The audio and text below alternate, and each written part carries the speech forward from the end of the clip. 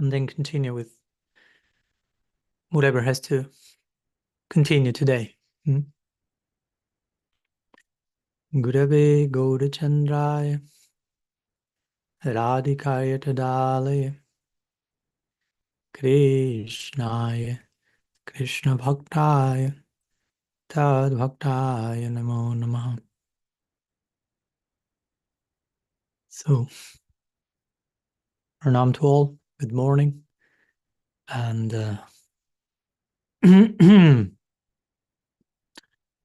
by the grace of Guru Gauranga, Radha Govinda, Radha Mohan, Radha Gopinachu, Bhagavan, in its endless forms, and all the different well-wishers and guides, friends, brothers, sisters, all of you, by the grace of all of you as well, we are today gathering for a new ISTAGOSTHI, for a new sharing of hearts, for a new layer of integration, or hopefully a new lesson for all of us in this journey together in our Tatatmya Sangha, or devotional alliance, where we are trying to continue to integrate, to continue to increase our wholeness in service to reality, basically. So, as part of that, today we are in our Gaudiya Vaishnava calendar. Just a few words of introduction before we go to any questions you may have. Sorry. In our Gaudiya Vaishnava calendar today, we are celebrating Gundica-marjana-lila. Yesterday, we celebrated the disappearance day of Sri Gadadhar Pandit and Sri Thakur Bhaktivinoda, very sacred occasion for many reasons. And tomorrow, there will be a celebration of Ratha Yatra. And today is Sri Gundica-marjana-lila, or the cleansing of the Gundicha temple. So it's a very interesting set of series of celebrations, one after another, culminating in Ratha Yatra, but somehow each of them is a culmination of their own. But I wanted to share a few words regarding today's celebration, Gundica-marjana-lila. Maybe you already have some questions in mind in that connection, so I'll begin with that. Because it's a very interesting celebration, as I was thinking today and sharing with Bhaktarasa. Gundica-marjana-lila is kind of the Anartha-nivritti day, something like that, right?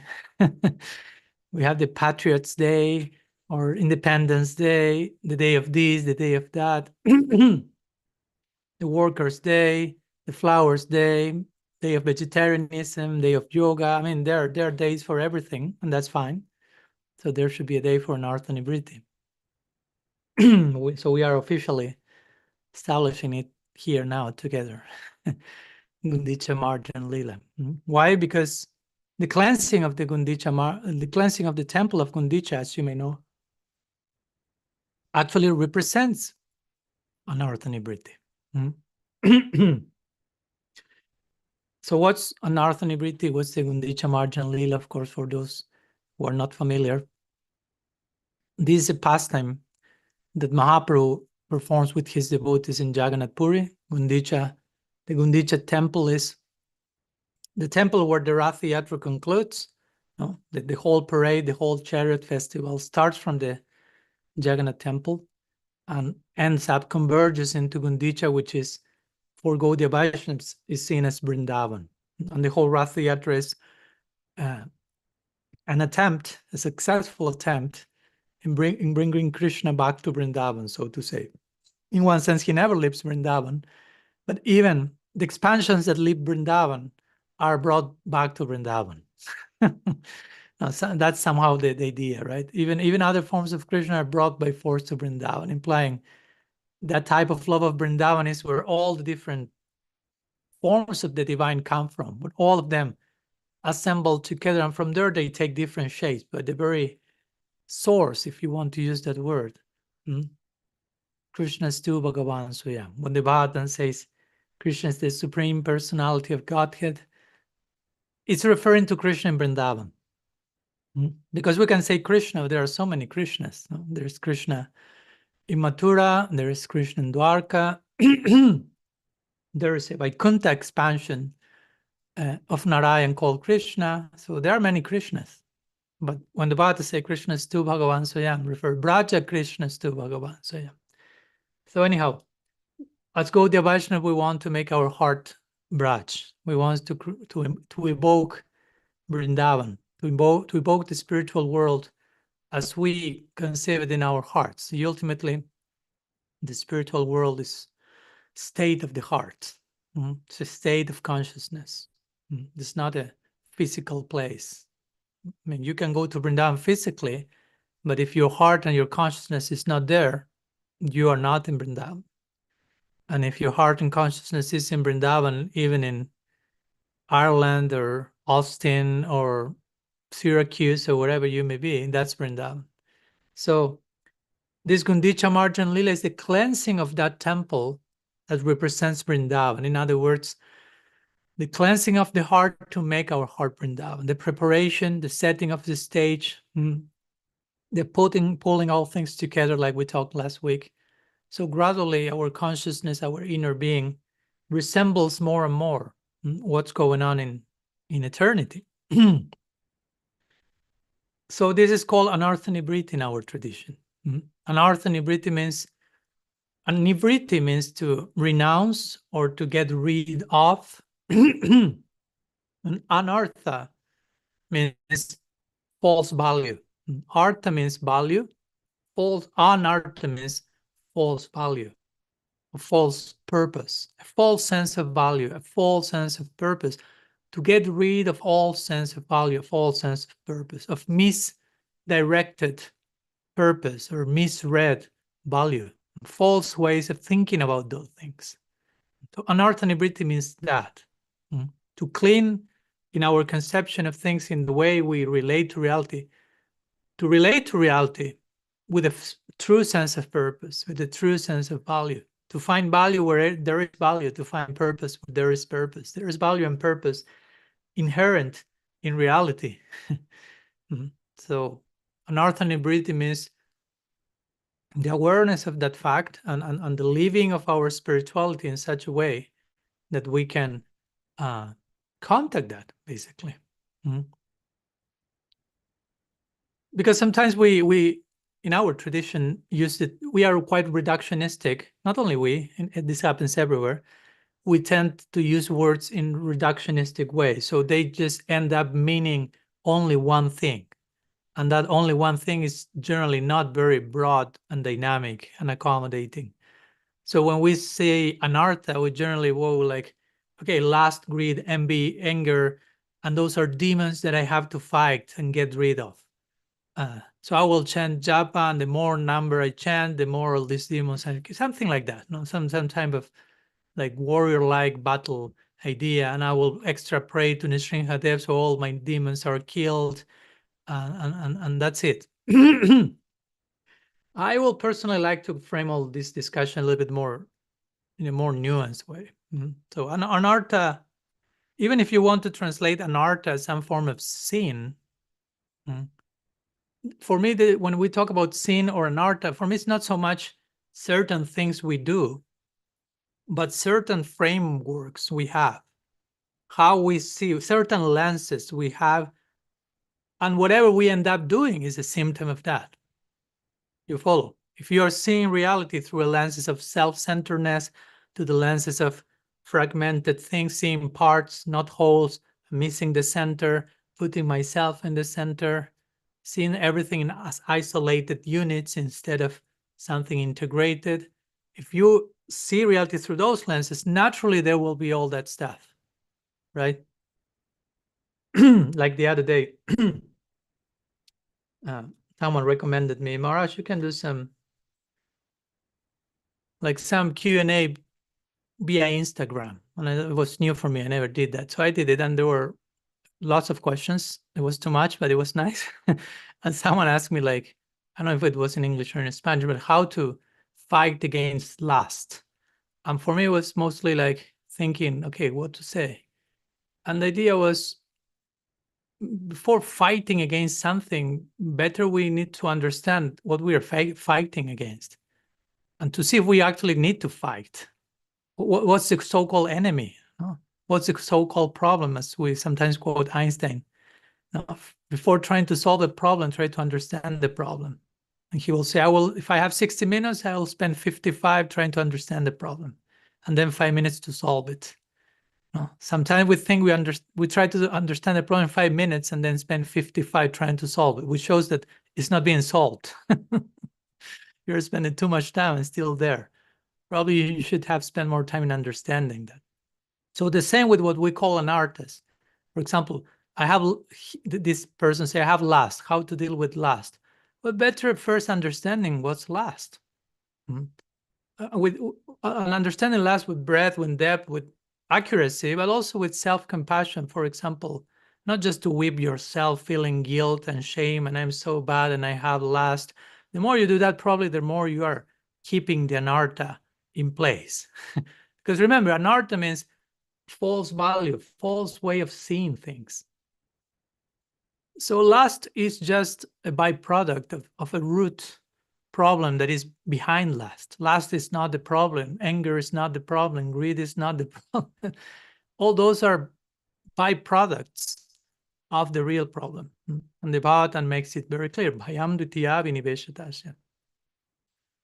We have dualistic vision. We lose sight of God and of the center of reality. And because we lose sight of the center and how everything is interrelated, interconnected to the center in actual harmony, we lose sight of that, and bhayam, fear comes. Dualistic thinking, us and them thinking comes. We have fear because there are some other people who is on another party or another team, they're enemies, we have to be defended. So many defense mechanisms come. And the symptoms of that lifestyle play out in the form of lust, greed, and all that stuff, which has to do with misplaced desire, misplaced sense of identity, misplaced sense of, okay, I have to acquire more, greed, because the more I have, the more I am. That's one way of explaining greed. But it's all starting from a false sense of who I am. So that's the actual anartha, avidya, to not have a clear idea of who the center is, who I am in relation to that center, and so on.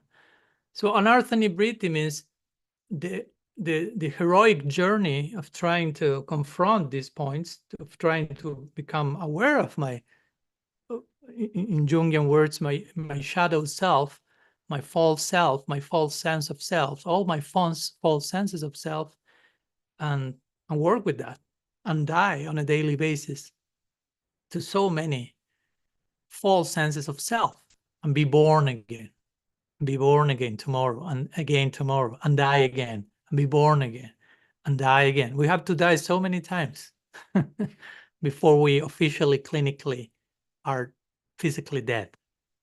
For that death to be a success, we have to have died so many times on a daily basis. So Anartha-nivritti is that. It's a hero's journey in its own sake. And it's beautiful because that's how Mahaprabhu frames that.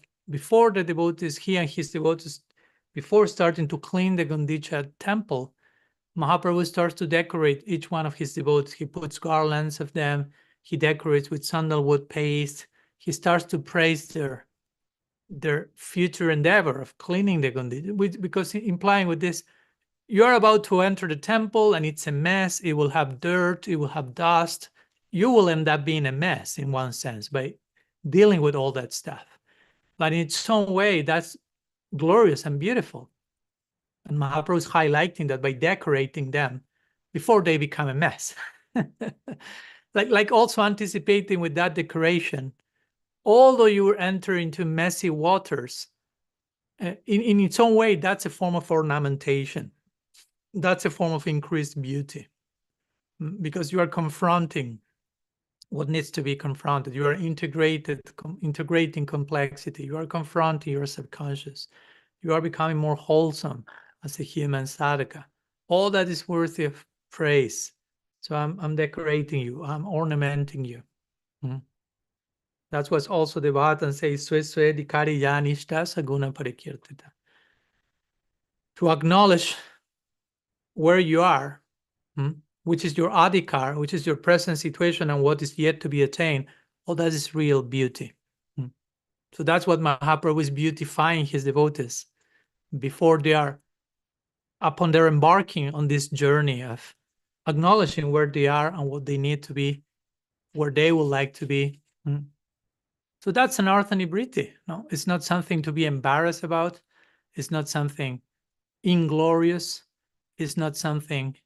It's not something also that happens automatically, because sometimes devotees think, I'll just chant my rounds and magically all anarthas will go away without me even thinking about it, without me even feeling anything about my chanting, without me even understanding what's an anartha, but somehow magical thinking, right?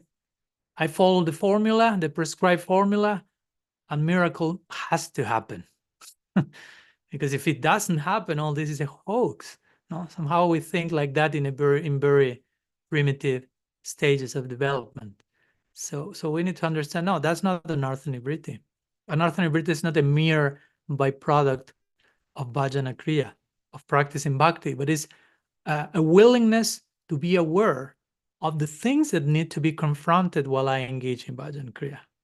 That's an Anartha-nivritti. It's a certain way to engage in bhajana kriya with the willingness to recognize and to acknowledge all the different things that need to be confronted, integrated, healed, and so on and so forth. And we may still fail in that, and we may still fail miserably in that, but still that's part of the process. To acknowledge that, that's in itself part of the healing process. So anartha means that. Again, anartha means false sense of purpose, false sense of meaning, like a misguided sense of purpose, inaccurate sense of meaning. So we are missing the mark. No? That's what the Bible will call a sin. No? For sin, they use the archery term hamartya, which means missing the mark. So it still is inaccurate. No? It's an accurate sense of purpose. It's an accurate sense of meaning. No? Keep aiming, keep shooting. That's the important thing. And eventually, the more you see everything in relationship to Krishna, including yourself, the more there is artha, or real purpose and real value. And this is explained in the, I think it's the second verse of the Srimad Bhagavatam, of the Chaturshloki of the Srimad Bhagavatam, 9th chapter of the second canto. I think it's verse 34, maybe, where it says artam yak pratiyata na pratiyata chadmani, etc. And there Krishna is telling to Brahma, whatever appears to be of any value, if it is without relationship to me, has no reality. In other words, if something appears to have value, but is without relationship to me, it cannot exist, because everything is in relationship to me. So if you see value without a relationship to the center, that's not value. That's anartha. That's like fake currency, counterfeit currency. That's example. It seems to have value, but there's no value there. When you try to buy something with that, they detect that and you end up in jail. But you ascribe so much value onto that for some time until you end up in jail. So anartha means the same. We ascribe false sense of value to so many things, but without a consideration of the center. So that ends up putting us in jail, in the jail of course, limitation and conditioning and so on.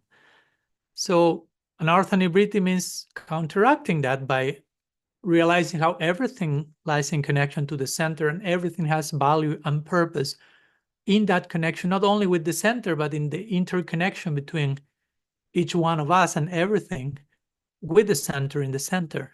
And to live a life with that awareness in place, that's another way of talking about Anartha-nivritti. So anyhow, I could go on, but I want to share a few thoughts in connection to today's celebration of Gundica-marjana-lila. So it's not just merely limited to, okay, let's clean the house today externally to honor Gundica-marjana. Let's go to the shed, or let's go to the, to the part below the house whatever part of the house is still a mess, those parts that you clean once in a year. Okay, today is the day for that.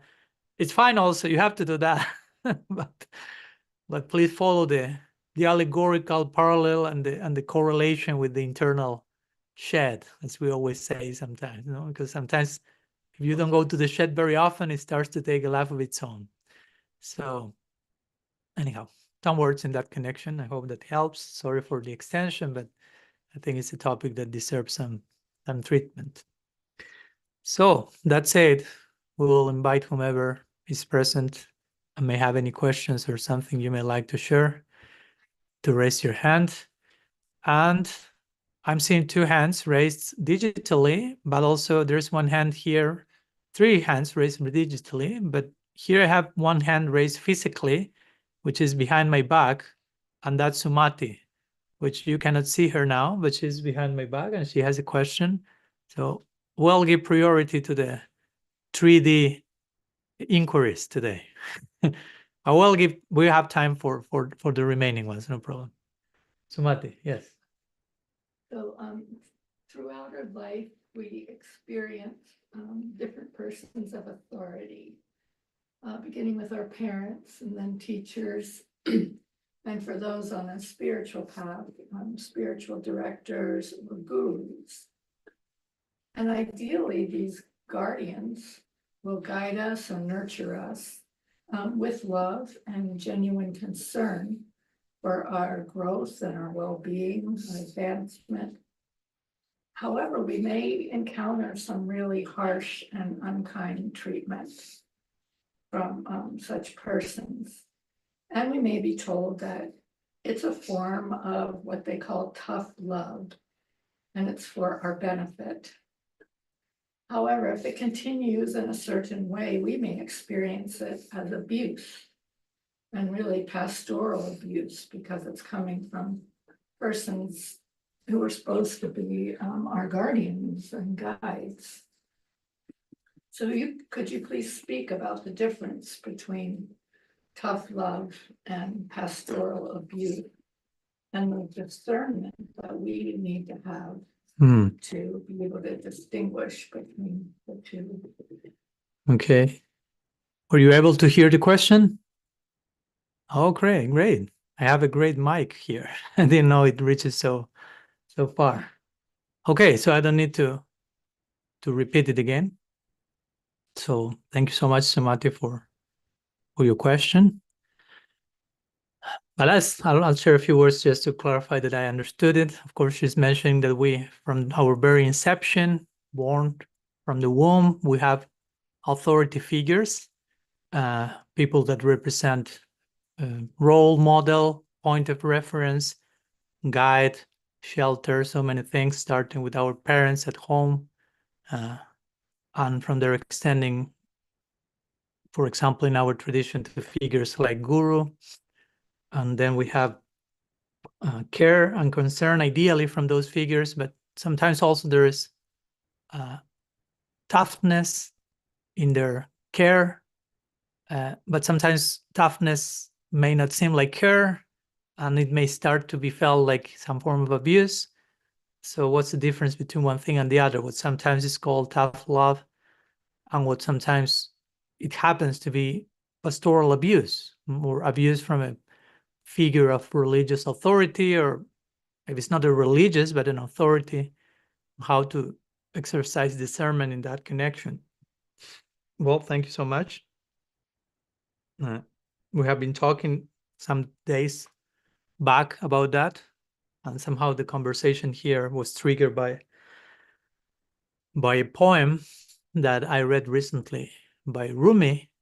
I have the book here, so I can read the poem. It's short, it's good, and we can unfold from that. So he says, okay. He says like this. Here, mostly he's talking about the teacher and the need for a teacher to be tough. And hopefully no trauma is triggered by me saying this. No? And hopefully you agree that there's place for that in a healthy way. Now, toughness is not necessarily abuse. So he says, the core of masculinity does not derive from being male, nor friendliness from those who console. Your old grandmother says, maybe you shouldn't go to school. You look a little pale. Run when you hear that. A father's stern slaps are better. Your bodily soul wants comforting. The severe father wants spiritual clarity. He scolds, but eventually leads you into the open. Pray for a tough instructor to hear and act and stay within you. We have been busy accumulating solace. So that's a poem, and I see most of you very serious. So I hope you can properly understand this. Now, again, you know me, and I'm not someone who is promoting strictness for the sake of strictness and trauma. And I know that many of us probably have our own layers of trauma in the name of a tough instructor, of tough love. So I'm not promoting trauma in the name of love. I'm not promoting strictness for the sake of strictness, but also I'm not promoting the opposite of that, which is just being pampered or just offering solace and bringing comfort in a way that is not making us grow and be challenged and confront what we need to confront. I mean, if you heard my words from Gundica-marjana-lila a few minutes ago, those were not comfortable words. So I'm saying the same now from another perspective, no? Like we were talking about, yeah, a teacher has to be demanding in a healthy way. First, there has to be love, of course. Love has to be the foundation. Affection, trust, confidence, starting from our father figures, which unfortunately sometimes that's not the case. So sometimes we do not receive the first healthy reference at home, and it may be until and unless we receive or experience a healthy expression of that, it may be even for us difficult to believe that's possible, that's true, and we may just run for solace or run for shelter. And I understand that in some moments we need that. We need only that if we are coming from absolute trauma. So I'm understanding that also. We have to put everything in place. And I know that each one of us is in their own place and journey of healing and integration. So these words today are just also to balance the whole equation, so we are not just looking for nice words, so to say, of comfort, of pampering, but sometimes strictness can and should be a form of love. No? Boundaries, masculinity, in the words of Rumi, male energy that sets boundaries, that puts perimeters. So it gives us a perimeter, a point of reference. Now, if a child doesn't receive any boundaries or perimeters, you go crazy because there's no orientation to life. There's no clear idea of what to do, what not to do, how to operate, what's wrong, what's right. So when those come from a place of love and concern, we will take them so greedily because we need them so badly. So, but again, in the name of tough love, if we want to call that tough love, sometimes we have pastoral abuse. And yeah, I have some experience of that myself. No, in fact, many times when certain situations of pastoral abuse have been going on, they were justified in the name of tough love. And it's easy because it's such a temptation if you're an authority figure and you're actually indulging in abuse to just sugarcoat the abuse with the framing of pastoral abuse. No? I'm just loving you and you don't get it. No? That's my form of affection. And you're, I don't know, you're not that advanced to see how much I love you. Something like that. No? If you will be deeper, you will see how much I'm really giving you, way more than what you can even think of. And you're like, but this feels like abuse. So, and it may be abuse, or sometimes it may not be abuse, depending on the case. Sometimes a teacher or an authority figure may be a well-wisher, And let's be honest, sometimes we may misread that as abuse when there is no abuse. Sometimes that can happen also. Let's be honest. No, it's not, it's always abuse. Because if not, we are promoting cheap victim consciousness. Now, like, if you feel that that's abuse, then that's abuse. Well, no.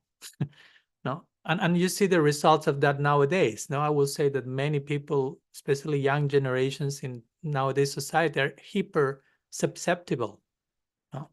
Like if they, I don't know, if someone feels that their sense of identity is that of I'm a cat, and I contradict that and say, no, you're not a cat, you're a human being. They feel that I'm basically raping them or something. And for me, that's not healthy. For me, that's an unhealthy expression of what I call in radical personalism, a toxic femininity, whether you're a male or female, which is a healthy femininity, vulnerability, toxic femininity, victim consciousness. And all of us need to express healthy femininity, whether male or female. But if there are no proper boundaries and there is no some sense of strictness and some, again, parameter to reality, I mean, I may feel myself a victim if everyone else does not align with how I like to see reality and choose to see everything. And that's not healthy. We are not creating mature, how to say, courageous people, but we are keeping people very much in a constrained state of consciousness where just however I choose to feel about things, that's the ultimate reality, and everyone else has to align with that, because if not, I will present a case in the court against you. And that's not very adult, to be honest. So I'm saying all this because the thing happened. So I'm saying this again, going back to the idea of sometimes we may perceive that's abuse, and there may not be abuse. There may just be someone speaking the truth, but we are too much attached to our own sense of truth. Or someone may be strict with me in a loving way, but I just saw the strictness and not the love. That can happen, just to balance the equation. But of course, the other part also can be there. Sometimes in the name of love, in the name of tough love, there can be actual abuse. So how to differentiate between the two? Well, there are many things to say, of course, and still we have more and more questions, but something that briefly comes to mind is, for example, if you have a teacher that says that that person is expressing tough love to you and being strict to you, but that person is not being strict with themselves in what they are hoping from you or demanding from you, then that's how we translate abuse. To give a simple formula. If I'm not willing to do the things I'm expecting from you, that's not healthy. No. If I'm not even demanding, but even as a guru, let's say, if as a guru I'm expecting from you something that I'm not exemplifying myself as much as I can, then that starts to be a form of abuse or unhealthy dynamics in the relationship. It's like, again, it's like a father or mother expecting his child to perform in a certain way or to not do things that they are doing. Like I remember my father telling me, you never smoke, and he was telling me with a cigarette in his hand. So that sends a very distorted message, you can imagine. So that doesn't allow me to see him as a proper role model. I cannot show proper respect for that person. And I don't feel respected by someone telling me that also. You don't do this while I keep doing that. That doesn't sound like a very loving thing. And I love my father, of course. I'm not just condemning him. It's just like we have dysfunctional dynamics everywhere. As Bhakti Rasa is saying, your father will say, do as I say and not as I do. Oops. Yes.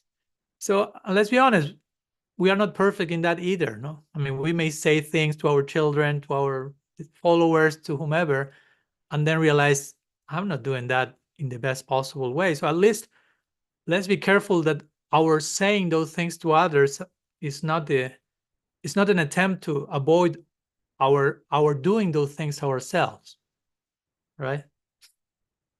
So as a baseline for discernment, I will say that if a guru is, and I mentioned that in the chapter in radical personalism, that the guru cannot, okay, a guru can be strict with the disciple, and the disciple is expected to surrender to the guru, but all those things have to be expressed by the guru also, because it's always reciprocal.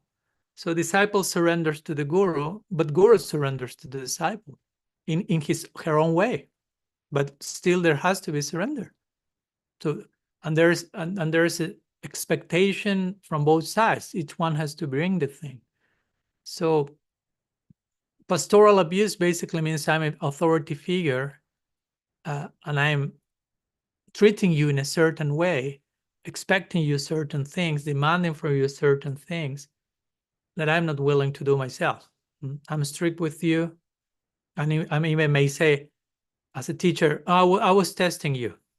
No, I was treating you in this way just to put you to test, to see if you pass the test. And I'm sad to see that you didn't pass the test. So sorry. But many times that's not the case, no. Because if there's real love, okay, I may put you to test. And if you fail in the test, I will make that clear and continue to help you and accompany you and create new tests for you to grow.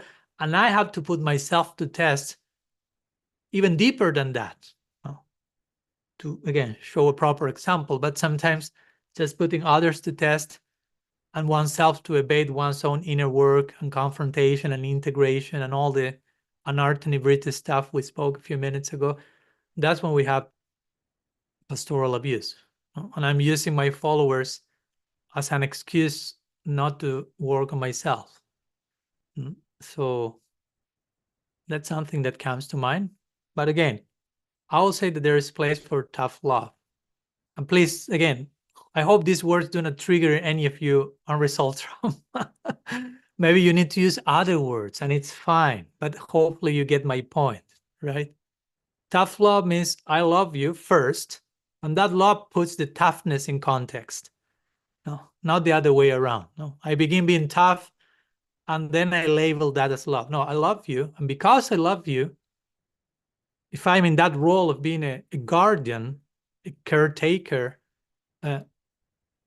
I may be tough. No, but tough doesn't mean, again, I will beat you to death. I will insult you, abuse you emotionally. Nobody's saying that. I'm just saying I will, because I love you, I know you. And because I love you and I know you, I know which are your weak points and your Achilles heel and your evasive devices. And I'm trying to help you to become aware of that. And I may help you and create even circumstances for you to be confronted with that. But I'm there with you to go through all that together. Although you have to do your part. I cannot do your part, but I can be next to you to offer support and empathy and feedback. You follow? I know that's not easy to find such a combination, but it's necessary. No? Because if we just have love without toughness, it's the example that Rumi said. No, your grandma is saying to you, "Oh, you look a little bit pale. Don't go to school today. Just stay." No? And we get spoiled. With all love to grandma, of course. Grandma's rasa is its own. I love my two grandmas, but but if we only receive that, that's a problem. No, we need that. We need something of that, but we need the other thing. No, if you want, you can also describe the things in terms of masculine and feminine energy, and sometimes even the mother will offer more support and shelter and nourishing and understanding, and the father will be a little bit more like the strict figure. But all that in its healthy place is a complementary equation, and it's healthy, both of them. You just have only one of the two, one without the other. That's when we start to speak in terms of dysfunctionality and abuse. So anyhow, some thoughts. We can say way more. Thank you, Samati, for the question, but at least some thoughts, since there are 4 more, and I already opened my mouth in the beginning for half an hour on the Gundica-marjana-lila. So thank you so much. I hope that helps. So who is next? Rajendraji, you can unmute yourself, please. Hare Krishna Maharaj, Dandavat Pranam. Nice to see you, Maharaj. My pleasure. Thanks for coming. Thank you, Maharaj. Maharaj, my question is related to Gundica-marjana that you were, explaining. Okay, there is just because of bhajan kriya, the Anartha-nivritti will not happen. And there has to be, separate endeavor, you mean? I didn't hear the last sentence. Did you mean that we have to put separate endeavor in Anartha-nivritti or we have to acknowledge? Yeah. No, So what I what basically, sorry. Yeah, I get the question. I think so. You tell me. But what I was trying to say is that I'm not saying that you have to create like a parallel sadhana, so to say, and that's what we call Anartha-nivritti. I'm just saying that Anartha-nivritti many times is described as an automatic byproduct of the practice, no? Like you just chant or whatever, and Anartha-nivritti happens, no? Without you having to think about it.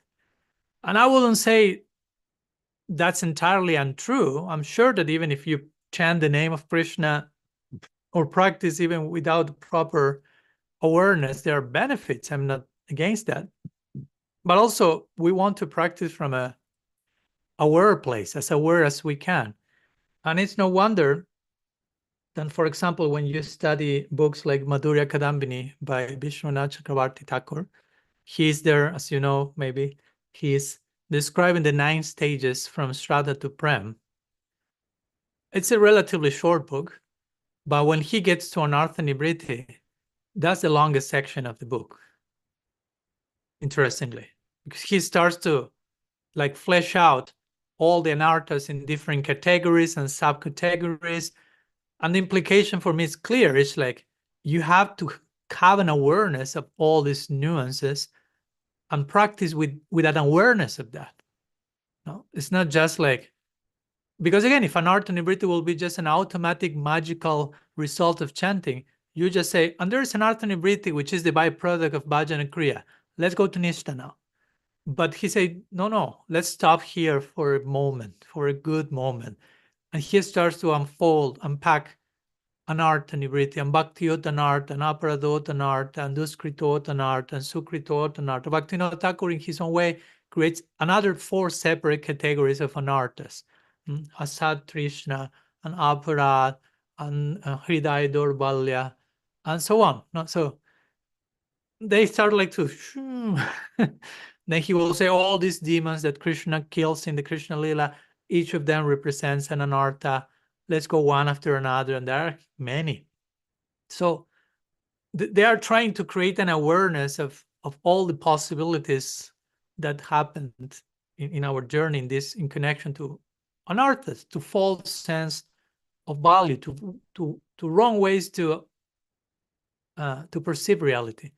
So for me, Anartha-nivritti, and as I was saying, and I don't think it's for me, but it's validated by what I just quoted, Anartha-nivritti means I engage in bhajana kriya, but not with this automatic magical thinking that just by chanting everything will happen. I don't need to think about anything, but I'm practicing and I'm living my life. My life is my practice.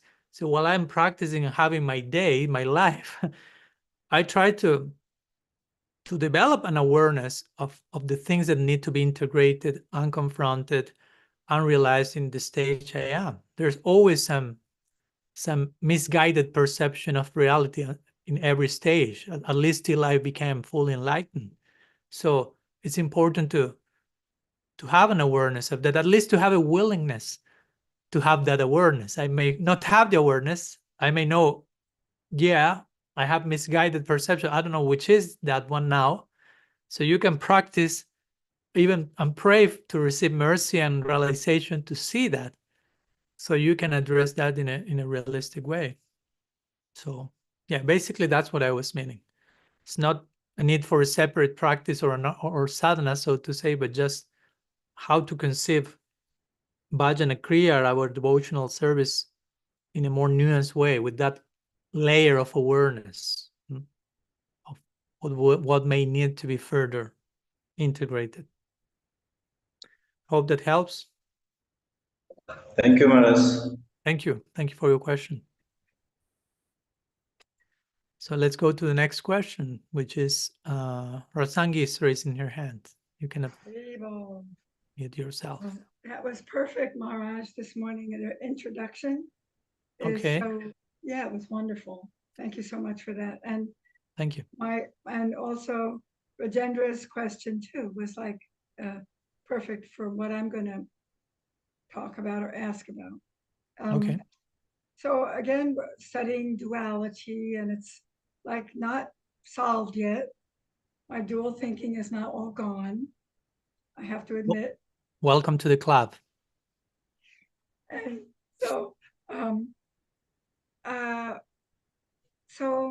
you know, being a devotee all these years, having this elitist kind of mentality, and for protection, like not allowing myself to open up, embrace, and see the good in other traditions, you know, that's still there. Although my daughter left, she was born a devotee, but left Krishna consciousness to become a Christian. So Krishna kind of tricked me into opening up and appreciating him there as well. I must say, I'm born, raised Jewish, very clannish, very closed system. But now I'm opening up much more and embracing and seeing him, Krishna, everywhere, trying to at least. And Bhaktivinoda Thakur's words of condemnation about that if we hate other traditions, we're in really big trouble. Maybe you'll remember that exact. I mean, I don't know if you, okay, I was going to ask you because it's funny because today in my Facebook memories, there was this quote from Bhaktivinoda Thakur that you are trying to refer now, and I shared that today in the morning. So that's there in my wall. I don't want to interrupt your question, but No, may I read it? It's a few lines. Yes, please. Sure. And I quote that in Radical Personalism. So it's from Bhaktivinoda Thakur's Chaitanya Shikshamrita, the first shower. He says, if one goes to someone else's place of worship, one should think, these people are worshiping my Lord, but in a different way. Because of my different training, I cannot quite comprehend this system of worship. However, through this experience, I can deepen my appreciation for my own system of worship. The Lord is only one, not two. I offer respect to the form I see here and pray to the Lord in this new form that he increases my love for the Lord in his accustomed form. Those who do not follow this procedure, but instead criticize other systems of worship and show hatred, violence, and envy, are worthless and foolish. The more they indulge in useless quarreling, the more they betray the very goal of their religion. Bhaktivinoda Thakur ki jai. So it's no coincidence that you're asking about this without knowing that post show up in my memory today. Yeah, I don't think I saw that yet. So, okay. So my question is about, so how do we, I mean, also, I have another question for you about, you consider every mystical tradition to be worthy of connecting with, or, you know, you speak about understanding. So what are not mystical traditions? And what do you consider the mystical traditions? But my other question is, how do we view our own? Like, I think it feels like an anartha. This feels like an anartha to me. Having dual thinking, being. Of course. That's the root cause of all anarthas, basically. That's the anartha. It's not explained a lot. It's not highlighted a lot, but it feels very much like an anartha, that's keeping me from experiencing more connection, or more love, more beauty, more, I don't know. But Yeah. so I'm trying to root it out. And so how do we view our own? I know the gopis feeling like they were so blessed, they became a little prideful that Krishna was with them, and then he disappeared. So it feels like if I think my path is the best or is the highest, let's say the highest, because I know so much more about Krishna personally, that is that how to view that? Not that it's the highest or the best, and then looking down on everyone else's love of God. I don't know how to exactly handle that or manage that. Thank you. Thank you for your vulnerable confession. And you're not alone. That's important thing, just in case. No, because that's always important to quickly clarify whenever each one of us shares something like this vulnerably. Generally, most of us are on one level or another struggling with something similar. And if we think we are not, probably you should pay more close attention and realize you are, because generally we are.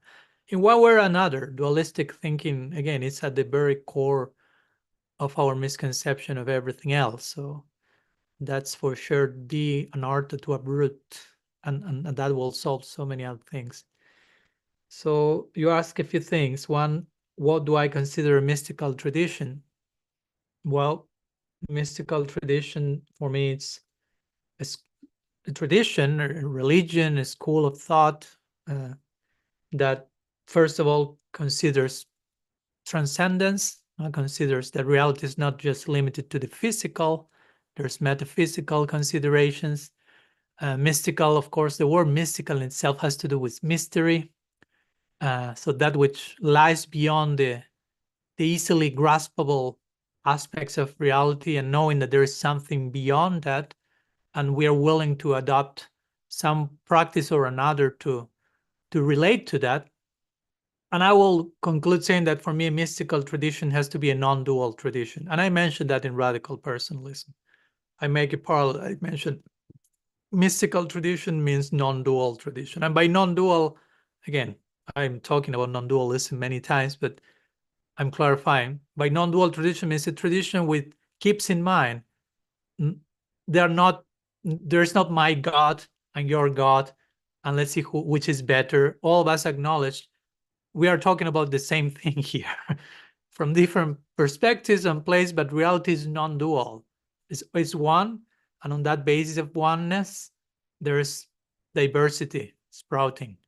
And that for me is a very foundational aspect of a mystical tradition. If you come and tell me my religion is the only one true, real, and everyone, and that's not a mystical tradition. That's a dualistic tradition. It's my God and your own stuff over there. And so, yeah, I in that connection comes to mind a conversation I had a few days ago, a podcast that I'll be sharing probably next month with a Jewish rabbi. Very interesting conversation. You'll love it. And we were talking, and there was so much in common constantly, the whole conversation. Like it uses to happen in every conversation, actually, as you have seen beautifully. Of course, there are differences, but on the foundational level, we are on the same page in many ways, on a non-dual thinking perception. And at one point, I expressed my surprise for how much we were on the same page.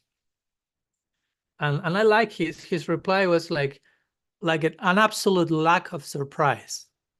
No, I mean, from a very genuine place, like, well, but I mean, reality is one, and we are all relating from different places. So of course we will agree on these things. So I appreciated his lack of surprise. He appreciated my surprise in his own way, and I appreciated his lack of surprise. Like reaffirming this idea, but that's how it's supposed to happen, right? Like we should normalize this type of things more. And of course, the more that we see this as extraordinary, and we were talking with Bhakti-Rasa about that yesterday, like some things we may say, or sometimes even when I wrote Radical Personalism, and some people like, wow, Maharaj, that's so extraordinary. And for me, it's like, well, that should be normal. So if what I'm saying that is normal, it sounds like extraordinary, that shows how far we were from the normal. So I agree, I appreciate your appreciation, but in one sense, we should lament altogether for how far we have been from doing things from a more normal way. And when we are talking with more common sense and sensitiveness and wholeness, and that sounds like, wow, that's incredible. And it's like, well, yeah, but that should be the standard. That should be normal. Not to take that for granted, but also just to learn to normalize those things more and more. And we are in that process here in these gatherings also, right? Trying to share some themes that still we may find difficult to process and integrate because of probably years of receiving a different conception. And it's okay not to resent the past, just to acknowledge the struggle at present, but sincerely trying to make these values and perspectives like my day-to-day, right? So as I just quoted Bhaktivinoda Thakur, I mean, for Bhaktivinoda Thakur, it was pretty normal to appreciate other traditions and to be non-dual in his breadth and depth. And we belong to his lineage, so we should properly represent our grandfather or whatever, depending the case. So, which was your other question? I forgot. Just about not having pride in my Oh, yeah. I mean, I can't help it. It's like, Yeah. I don't want to have that because it feels like dual, Yeah. like a dualistic. Yeah. But how to not be offensive toward it, and the gifts that we've been given. Yeah. We don't want to like minimize it or. Yeah, but my point is that how to say? You say, I don't want to minimize the gift I receive. Fine. But in order not to minimize my gift, I end up minimizing other people's gift. That doesn't sound correct. But many times we may try that. I don't want to minimize the great glory of the conception of Krishna. So in order not to do that, I will minimize everyone else. And then that's like, no. If you need to minimize someone, you end up somehow or other minimizing your own gift. You cannot not, that cannot not happen. I mean, you have to reach a point where it's always a win-win scenario. If for me to win, someone else has to lose, I'm also losing. You follow? In this perspective, it's or win-win or lose-lose. You don't have win-lose scenario. It's not like I'm winning by glorifying my tradition and minimizing everyone else's. You are not winning anything. You think you're winning. You are losing your tradition and their tradition, and the gift from their tradition for you, and the gift of your tradition by seeing it in a sectarian way. So it's a lose-lose scenario. So, and I know it's not easy. I mean, it's part of the journey we are all in. Who is free from traces of sectarianism? Again, Bhaktivinoda Thakur, when he describes the different asuras that Krishna kills, one of those is sectarianism.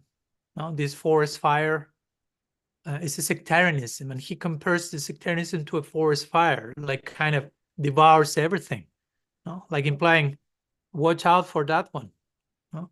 So if I feel the need to minimize you, to prove something else superiority, that in itself is showing, first, why do I need to prove anything's superiority? And why, in order to do that, I need to prove someone else's inferiority? That in itself, again, exposes the dualistic pattern. And as painful as that is, to have that exposed, at least it's being exposed. So we should learn to celebrate that. So we were talking the other day. Because as some of these anarthas are not exposed, they keep basically, we are a puppet in their hands, so to say, unconsciously. We do not know, but they're operating all our movements unconsciously. When we reach to see that and expose the pattern and even vocalize it, it starts to lose its power, its grip on us. So that's, again, as painful and complex and embarrassing as that may be, it's worthy of celebration in its own way. It's glorious in its own way. Okay, the whole thing is being exposed. The hoax is being exposed. My inner hoax is being exposed. And of course, when you are doing that, just for you to know, for us to know, when we are exposing those false patterns that were dominating us for lifetimes, no wonder that those patterns will become even stronger in those moments, because you are exposing them. So they get desperate, they are losing their grip, and they will speak to you with 10 times more volume and strength. And one may think, oh my gosh, now it's getting worse. But it's not getting worse, it's getting better. But the pattern is exposed, and it's just it's throwing its last shouting before dying, so to say. It's the last attempt to return to control. But it's about to die. You have to understand what's actually going on so you can continue in those. Because if not, you may think, oh no, it's getting worse. So you put it back to its place, and the whole thing continues to control your life. There's no more problems, but you haven't changed. So, but yeah, I think it's our again, it's as simple as it sounds and as difficult as it still is. Our love for God has to be reflected in our love for everything else. If I genuinely love Krishna, I will love everything else, including our traditions. I won't feel the need to minimize anything. I will learn to glorify and appreciate everything in its own place, in its own light. Even if some choice sounds more appealing to me, that doesn't mean that it's superior because I like that more. Again, my favorite fruit is not your favorite fruit, but I will make a case that I'm higher than you because I like bananas more than you or something like that. No, that will be madness. But we do the same with religion, right? Because ultimately it's not so much my religion is higher than yours, it's I am higher than yours because I am in the religion which is higher than yours. But it all boils down to my need to be higher than you. And then the question is, why do I need to be higher than anyone? What's that misconception stemming from? Because, I mean, in real love, nobody's feeling that necessity. Nobody feels to be higher than anyone. Everyone wants to be a servant of everyone. Nobody's thinking about being higher. Everyone is thinking about loving and giving and serving. And everyone is thinking, everyone is higher than me. And I want to serve everyone in a natural way. I'm not trying to assert myself on top of anything. That's the standard of Golok Vrindavan. The scripture says, Vaikuntera Priti Vyadis Sakala Chinmay. From Vaikuntha upwards, even the soil is made of a higher substance than ourselves. So even a soil will be venerable for us. What to speak of me having the need to be higher than anyone? It's like, that won't take us there, right? So yeah, that's an art that we all need to uproot, and we are all in the journey and hopefully process of doing that. And again, as painful, difficult, embarrassing as that may be, it's worthy of celebrating that we can talk about those things and we can have a glimpse that, okay, the enemy is being exposed, so to say. Enemy, I mean, there's no outside enemy, it's just our misguided sense of perception. Again, anartha. So yeah, let's keep trying, let's keep sharing it, let's keep exposing the hoax in proper association, and naturally in time that will become replaced by proper love and proper needs. Proper needs where I don't need to downplay anything or anyone, but just feel a need to expose the glory of everything, so to say. No, that's how Krishna is seeing us, again, unconditional love. And again, one last thing, Krishna, and I was quote this, Krishnadas Kaviraj Goswami says that, and again, that's our Shastra, our tradition. he says every devotee feels their relationship with God is the best. And then he concludes, and everyone is right. Period. End of the conversation. So that's Chaitanya Charitamrita. No, I'm not drawing in that from somewhere else. No? Even if someone says, okay, Bhaktivinoda Thakur, but I don't belong to the line of Bhaktivinoda Thakur. I belong to another Gaudiya Paribhava. Okay, here you have Chaitanya Charitamrita. All Gaudiya Vaishnavas agree with Chaitanya Charitamrita. Brihad Bhagavatamrita, the very first book of the Gaudiya Sampradaya by Sanatana Goswami. What do you find there? Gopakumar traveling and witnessing so many forms of faith, so many different religions, technically speaking. Ram Bhakti, Vishnu Bhakti, Krishna Bhakti, those are different religions in one sense, different mystical traditions that take you to those goals. One take you to Ayodhya, one to Vaikuntha, one to... And he's traveling and witnessing all that, and he's nourished by each one of those. He's never feeling, I'm superior to you. No? Although Gopakumar feels a thirst and need to go further in his journey to find his own affinity, he never does such journey by feeling, oh, this is lower. No, my goal is higher, so I'm leaving you guys and I'm continuing you. No. He finds every one of them, and interestingly, in most cases, he becomes charmed by that and thinking, whoa, this is everything. This is the highest thing. This is everything for me. And eventually, after some time, he feels a call for a further journey. But he continues the journey with deep gratitude and appreciation and incorporating the gifts of each one of these devotees who belong to different traditions. So that's the first book written after Mahaprabhu. In one sense, the first book of the Gaudiya Sampradaya, setting this precedent. So if we want to properly represent Brihad Bhagavatamrita, Chaitanya Charitamrita, Bhaktivinoda Thakur, our whole lineage, we cannot but be non-sectarian. We have no choice, sorry. So anyhow, some thoughts. Right. I appreciate your I like that commandment. Thank you. I like that so much. And the thing is so insidious that it's even between the same lineage. Ugh, there's so much of that. It's so insidious, huh? Yeah. And even within Christianity, and there's all this sectarian, even within one's own tradition. Yeah. I mean, that's everywhere because it's inside of us, no? So whomever has that will happen anywhere and everywhere. So we shouldn't be surprised to see that, whether in our tradition, in other traditions. It's just a symptom of we are a conditioned soul. That's kind of the, how to say, trademark? Like the trademark of a conditioned soul. Dualistic thinking, which expresses itself among other ways as sectarianism, fundamentalism. So that's the trademark of being conditioned, dualistic thinking. So in one sense, it shouldn't surprise us. In one sense, we should normalize it. Not like, okay, this is the standard as the goal, but just normalize that, yeah, that's the natural symptom of being conditioned.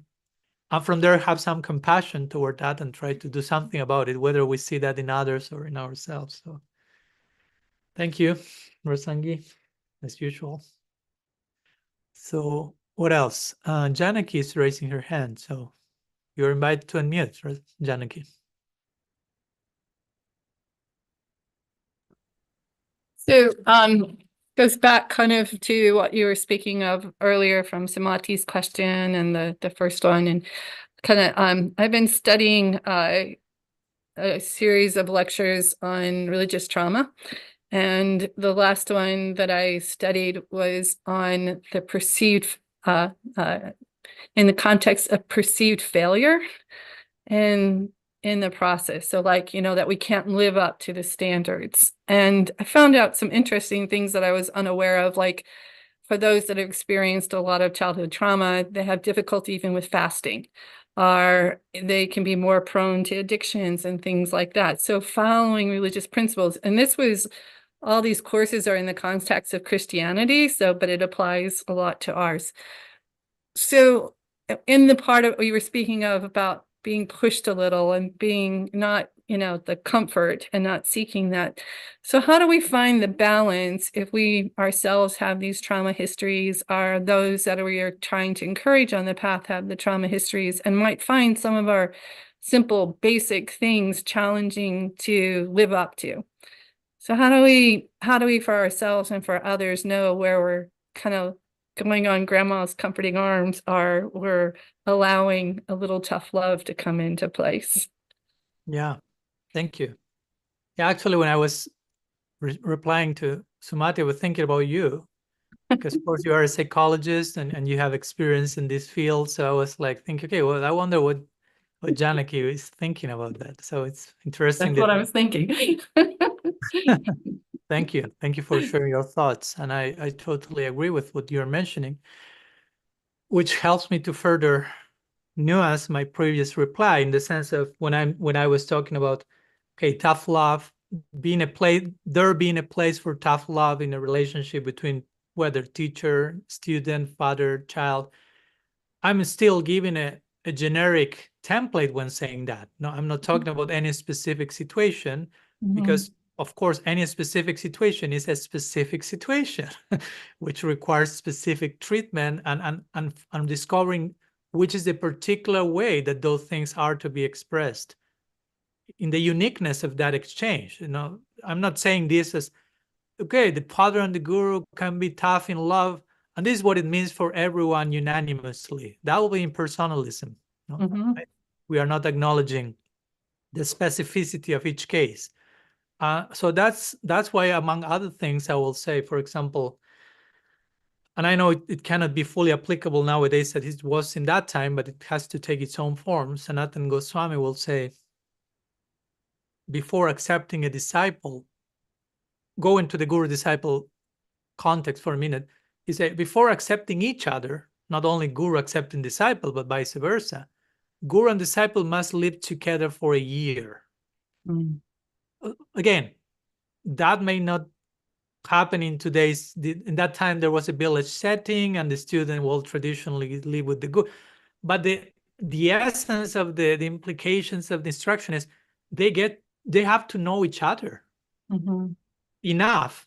So again, if the guru is to be tough with the disciple, the guru will know the disciple enough as to know how much that can take place and how in that particular case, or how that's not the moment yet, and third, we need the grandma's spirit to come for a few years, which is, there's place for that as well.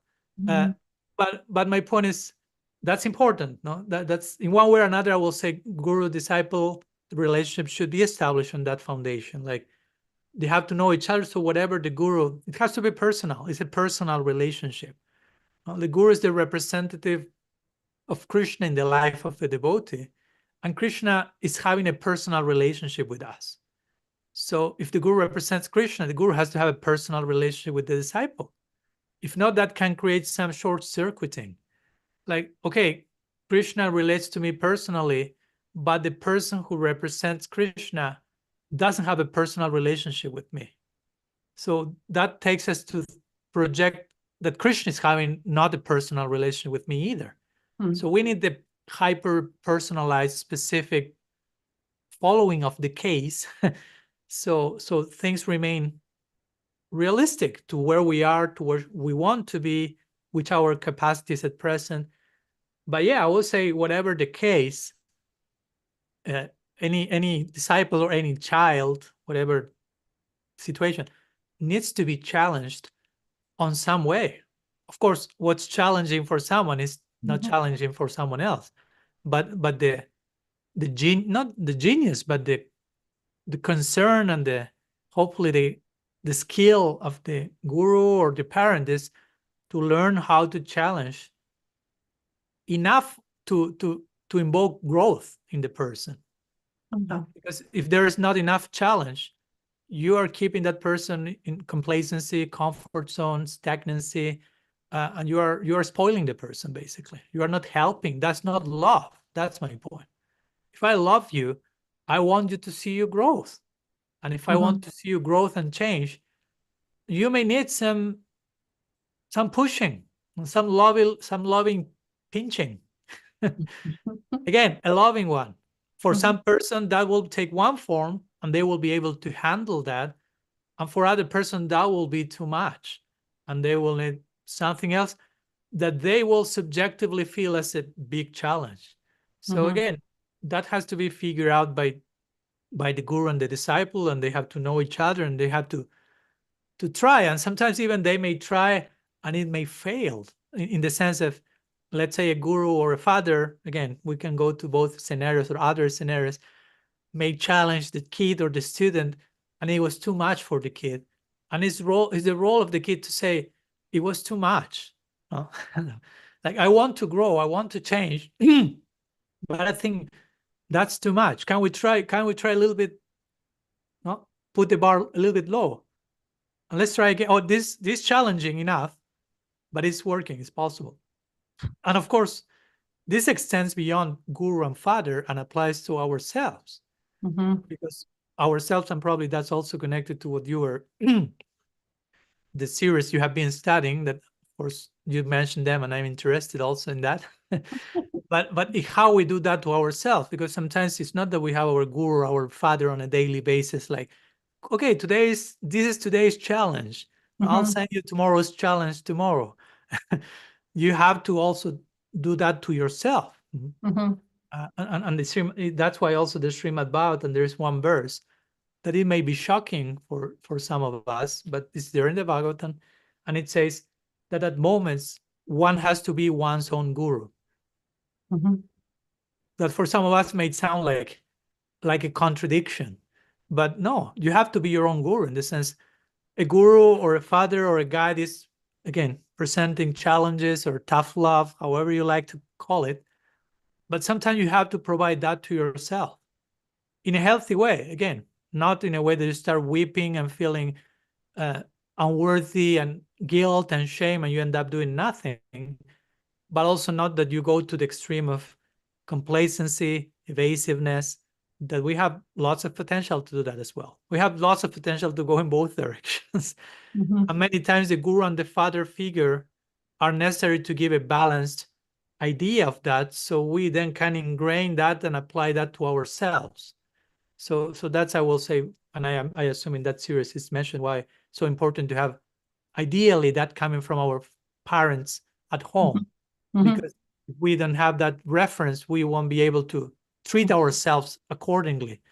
So, and if the parents didn't provide that for whatever reason, then learning to find some father, mother figures in our life who may provide us with those ingredients, so we can learn how to relate to ourselves without going to the extreme of self-flagellation and loathing, Mhm. and then jumping back to the other side of the toxic coin of self-complacency and evasiveness, but trying to find a middle point.